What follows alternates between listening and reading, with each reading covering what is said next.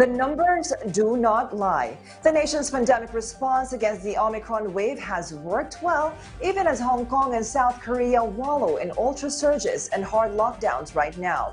But the next 10 to 14 days will indicate if the hard work the country has put in will still bear fruit or necessitate adjustments again, as we hear the latest metric counts from our Mark Fetalco. The reproduction number of COVID-19 in the NCR decreased to 0.22 according to OCTA research.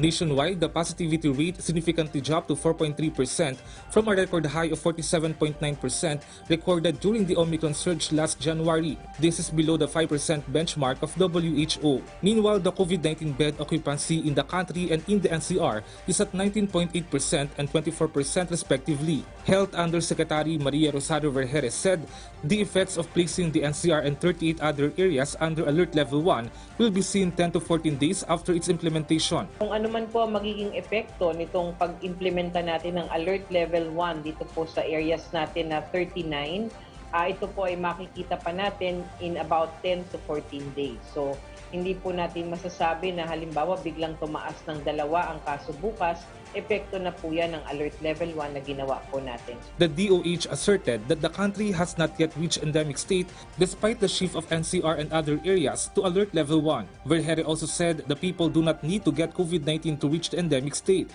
Infectious diseases expert Dr. Edsel Salvania said the vaccination remains an armor from severe infection. About 30 to 60% of infections are still prevented by our vaccines, lalong-lalo na kung boosted. So hindi po foregone conclusion na magkakaroon lahat. Armor pa rin po natin to. Para tayo makatungtong dun sa susunod po natin na level, para dun sa new normal na sinasabi natin, kailangan lahat ng area sa bansa natin nasa Alert Level 1. The DOH added that there has been no uptick in COVID-19 infections since the start of campaign period in the country. But the DOH advised the public to continue observing minimum public health standards during sorties to prevent another surge in COVID-19 cases. Mark Fetalco,